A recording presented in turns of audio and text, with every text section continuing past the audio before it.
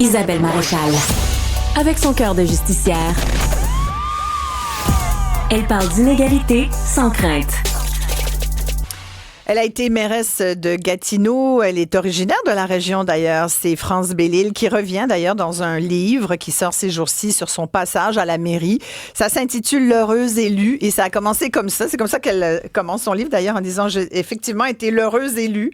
Ça s'est moins bien terminé parce que ce que France Bellil décrit dans ce livre, c'est une expérience où elle a vécu toutes sortes d'épisodes qui sont allés jusqu'à des menaces de mort.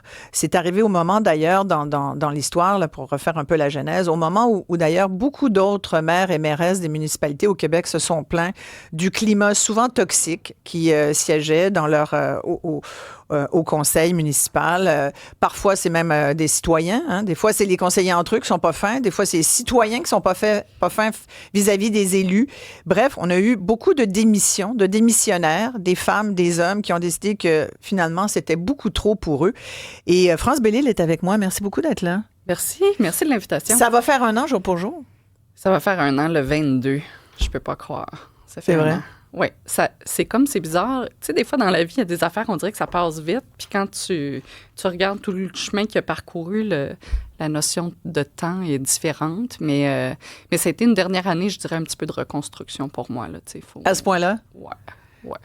Vous êtes parti dans un état... Décrivez-moi votre état quand vous avez quitté, parce que dans votre livre, vous décrivez bien le climat de toxicité, dont certains, on y va revenir, ont dit qu'il était en partie... dû à vous, à votre comportement. On a dit beaucoup de choses sur vous, France Bellil. Oui. Des affaires pas fines. Des fois, on le sait, quand on lit de qui ça vient, on le lit pas trop, parce qu'on sait qu'il y a des gens qui ont des conflits d'intérêts, même dans certains médias. Oui. Mais en gros, moi, il y a eu beaucoup de coups bas, là, pour pas dire des coups chiens. Oui. Se faire Merci de dire ça. Ne serait-ce que moi, vous êtes mariée pendant que vous étiez mairesse. Oui. Et pendant que vous avez le dos tourné en train de vous marier avec Michel, votre conjoint qui est un mari parfait, visiblement. Oui, il est parfait. Qui vous supporte et tout, qui vous soutient. Là, votre conseil municipal en profite pour faire le bilan des années Bellil pour dire que vous êtes en voyage de noces. Quand vous êtes en voyage de noces, ils font un bilan pour dire à quel point vous gérez mal la ville. Ça, c'est un coup chien.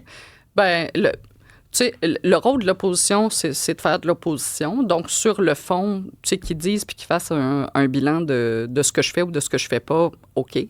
Le timing de le faire quand je suis pas là pour répliquer ça, j'ai trouvé ça assez ordinaire.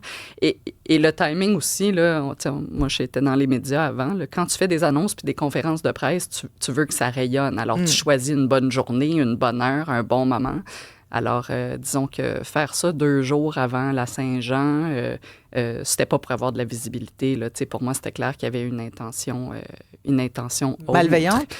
Oui, je pense que oui. Puis tu sais, c'est là où, tu sais, des fois en politique, il y a un code d'honneur dont on parle pas, mais qu'on sait. Tu sais, si quelqu'un a, je sais pas, un décès dans sa famille, tu sais, tout le monde dit là, on va se calmer les nerfs un peu, on est des humains, puis...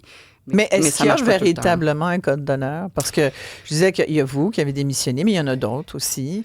Puis c'est vrai que c'est un rôle parfois... tu sais, nous, à Montréal, il y a beaucoup de plaintes là, contre Valérie Plante. Oui. Elle ne vit pas des moments faciles. D'ailleurs, elle a annoncé qu'elle quittait. Oui. Mais puis pour toutes sortes de raisons, souvent, qui sont justifiables, il y a beaucoup de plaintes parce que des fois, les décisions ne sont pas les bonnes. Oui. Alors, il y a beaucoup d'animosité envers les élus parce que les citoyens ont l'impression que les élus ne font pas leur job. Oui.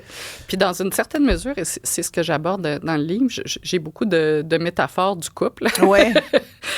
On ne divorce pas pour une raison, à moins que ce soit une vraiment, vraiment grosse affaire. Alors, je n'ai pas divorcé de la politique pour une seule raison. Tu sais, pour moi, il y avait des comportements qui n'étaient pas en phase avec mes valeurs. Tu sais, hier, au lancement de mon livre, mes parents étaient là, puis j'ai dit, il n'y avait pas la même mère que moi, tu sais. Puis ça, c'est personnel. Tu sais, j'ai entendu après mon départ, j'ai trouvé ça blessant. Tu sais, des gens disent, elle n'était pas faite pour ça. Mais y a-t-il quelqu'un qui peut me définir c'est quoi ça? Quand on dit, elle n'était pas faite pour ça. Fait que, est-ce que ça, c'est des élus qui ne lisent pas leurs documents avant de voter et d'allouer des fonds que les citoyens nous confient par le biais de leurs taxes? Est-ce que ça, c'est arriver, puis parfois pas avoir la responsabilité ou la rigueur de s'informer correctement dans les dossiers. Puis là, je parle pas de voter pour ou contre. Tu sais, moi, à la fin, le débat public, c'est correct. La politique, c'est aussi une forme de game, c'est correct. Qu'on soit pas toujours d'accord, tout ça est parfait. Mm-hmm. Mais voter, c'est un privilège. Et, fait que les élus font mal leur job? Ben, pas tous. Puis heureusement, pas la majorité. Je pense que c'est important de le dire. Mais à un moment donné, ça prend juste quelques pommes pourries dans un panier, tu sais, pour... Puis ce qui se passe à Gatineau, puis j'insiste là-dessus parce que là, je voyais... 4e ville en importance au Québec. Oui, hein? Je voyais les gens dire « Ah, là, on a de l'air d'un conseil dysfonctionnel. » C'est pas ça. Le conseil est pas dysfonctionnel pour autant. C'est qu'il y a quand même des choses qui se passent puis qu'il faut nommer. Et il y a très peu d'écrits et de recherches sur le monde municipal. C'est une des raisons pourquoi j'ai fait ce livre. Et parce qu'à un moment donné, si on veut changer l'environnement, il faut toujours bien nommer des affaires pour être capable de provoquer des changements. Alors, c'est sûr que le livre fait référence à ça. Vous voyez comme une lanceuse d'alerte, d'une certaine façon? Disons, je vois ça un peu comme une mission. Puis, tu sais, quand j'ai quitté... En fait, vous disiez tantôt... c'est pas juste la mairesse de Gatineau qui a quitté. Tu sais, si on remet les choses en perspective, là, on est rendu à presque 11 % des élus au Québec qui ont quitté avant la fin de leur mandat. Donc, moi, je fais partie d'un 11 % là. Je ne suis pas toute seule de ma gang. Le chiffre est important. Vous dites 800 dans votre livre? Oui, quand j'ai quitté, on était à 10 % à 800 et là, on est à presque 11 % de départ. Avant le terme. Et il y a tous ceux qui y vont, puis qui disent, moi, j'ai essayé une fois, mais je resterai pas, là, qui renouvellent pas leur mandat. Et il y a tous ceux qui sont encore là. Qui font du présentéisme. Et qui vivent ça en silence. Ah oui. Et s'il y a une raison pour laquelle aussi j'étais motivée de faire mon livre, c'est quand j'ai quitté, j'ai reçu des centaines et des centaines de messages. À un moment donné, j'ai arrêté de les compter. Des citoyens de Gatineau, du Québec, du Canada, des dirigeants, beaucoup de femmes de dirigeantes, mais aussi beaucoup d'élus en détresse. Et parce que j'ai quitté puis j'ai choisi de nommer un certain nombre de choses, c'est comme je suis devenue une confidente naturelle. Mm-hmm. Puis dans les derniers mois, j'ai fait plusieurs milliers de kilomètres. J'allais prendre des cafés, manger avec des élus au Québec. J'ai pris des appels de mères en larmes qui dit « Je ne sais pas à qui le dire, France ». Puis ça, pour moi, le livre, je me dis, si tu es un élu ou un dirigeant, parce que je parle beaucoup de la solitude, puis ça, je pense que c'est pas juste les élus, j'espère que la personne, elle voit ça, puis elle dit « Ah, tabarouette, ça me fait du bien, je suis pas toute seule ». Et je crois que ce livre peut faire ça. Puis ça, c'était une des motivations. Mais, tu sais, dans les éléments, là, au printemps dernier, l'UMQ, avec Léger Marketing, a fait un sondage quand même assez costaud, là, donc c'est crédible, dans lequel, à 71 %, les élus disaient que le climat s'était dégradé, le climat de travail s'était dégradé depuis les 5 dernières années. Dans les grandes villes, c'était pas 71 %, c'était 82 %.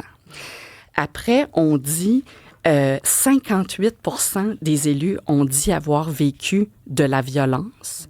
Ça passe à 84 % dans les grandes villes. Et tous ces chiffres sont exacerbés dans les grandes villes, chez les maires et les mairesses et chez les femmes. Ouais. Alors, tu sais, il y a quelque chose qui se passe. L'histoire de France Belle-Île, c'est l'histoire de beaucoup d'élus. Moi, j'ai quitté. On est plusieurs centaines à avoir quitté, mais il y en a plusieurs qui s'accrochent, mais que c'est difficile au quotidien. Et en même temps, je veux dire, il y a plein d'endroits où est-ce que ça va bien. Ouais. Tu sais, parce que, tu sais, je m'entends parler, puis je veux pas que les gens disent... je veux pas que...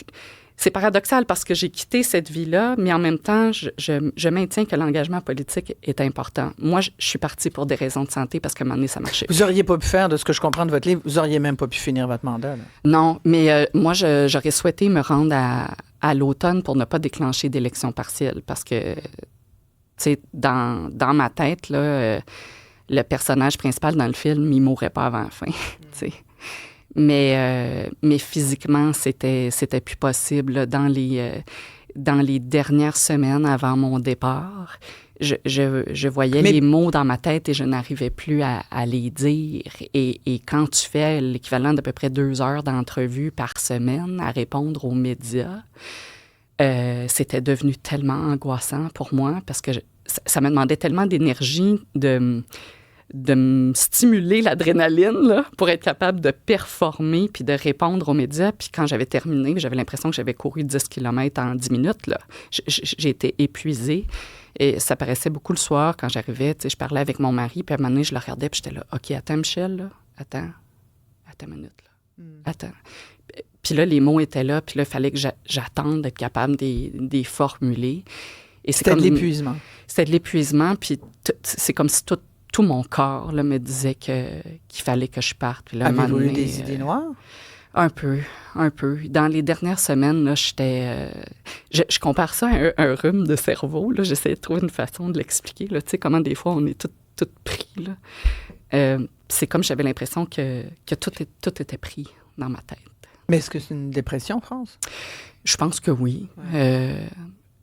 Je voulais même pas poser la question à mon médecin. On dirait que je voulais pas le savoir. Je voulais juste m'en aller, m'occuper de moi, tu sais. Puis clairement, tu sais, je me suis accrochée, j'aurais voulu savoir. Puis ce qui est un peu particulier, c'est que je l'ai comme eu en pleine face dans les dernières semaines. Parce que je me levais le matin, j'avais de l'énergie. Tu sais, être mairesse, en tout cas, moi, dans mon rythme, c'était entre 10 et 14 heures par jour, à peu près 6 jours par semaine.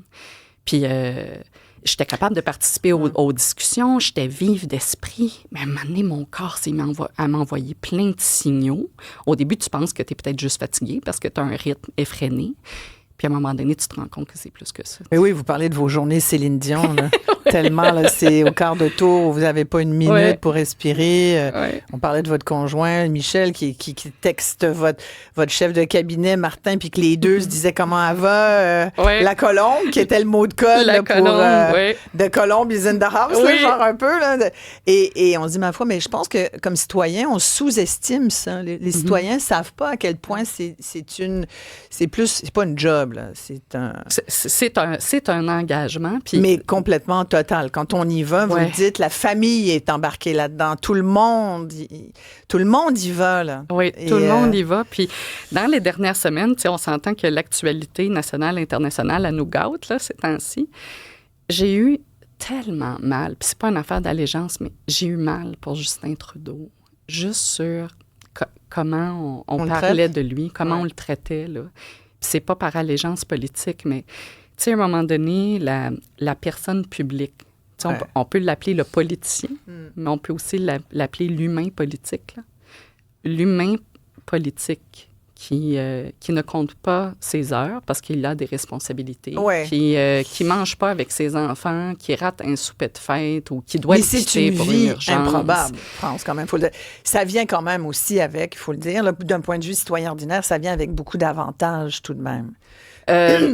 L'avantage pour moi, c'est l'amour des citoyens. Je parle pas forcément de la mairesse de Gatineau ou d'une mairesse de ville, mais quand on est au niveau d'un pays comme le Canada, premier ministre du Canada, c'est quand même, ça vient avec... Il y a un prestige là-dedans, bien sûr. Donc, c'est sûr qu'il faut être conscient de ça. Il faut faire attention à ce qu'on dit. Il faut être réfléchi. Il faut avoir un vrai plan. Il faut éviter de se déguiser. Il y a beaucoup de choses comme ça. Parce qu'il y a beaucoup de masques en politique, hein? Oui, mais justement, pas besoin d'en rajouter, on pourrait dire. Vous restez avec nous. Je suis en compagnie de France Bellil, qui vient de publier L'Heureuse élue, témoignage d'une mairesse démissionnaire. On revient tout de suite après la pause. Si vous avez des questions pour notre invité, vous pouvez le faire par texto 187 Cube Radio. Vous pouvez lui parler. S'il y a beaucoup de gens de Gatineau qui nous appellent aussi, qui nous écoutent, on les salue. Vous pouvez lui parler en faisant le 1-877-827-2346.